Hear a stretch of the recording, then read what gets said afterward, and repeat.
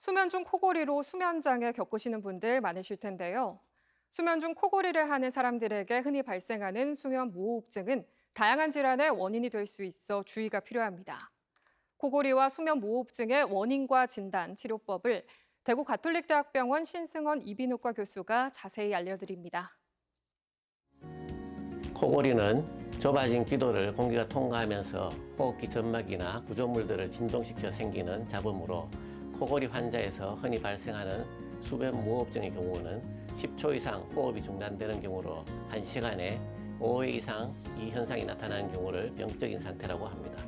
목이나 코 편도가 커지는 경우, 비중격 망곡증이나 부비동경과 같이 기도가 좁아지는 경우, 비만에 의해서 목이 두꺼워지거나 혀가 상대적으로 커져서 공기의 흐름이 차단되는 경우로 코골이와 무호흡증이 나타날 수 있습니다.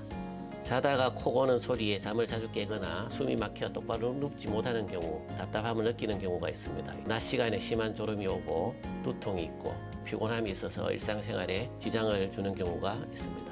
병원에서는 기도의 구조적인 이상을 확인하기 위해서 비강검사, 비인두 내시경 검사와 방사선 검사를 통해 진단을 할 수가 있습니다.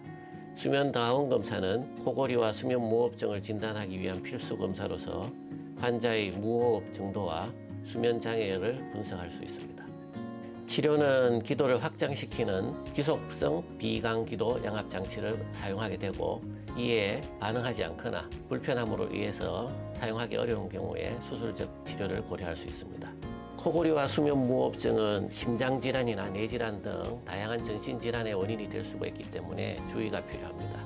비만인 경우에 체중을 줄여야 하고 근육의 탄력을 유지하기 위해서 노력해야 하고, 잠을 잘 때는 옆으로 눕거나 베개를 목 안쪽 깊이 넣어서 공기를 잘 통하도록 해주는 것이 좋습니다. 그 외에도 취침 전 음주나 안정제 사용을 조심해야 되고, 흡연이나 심한 운동은 삼가하는 것이 좋겠습니다.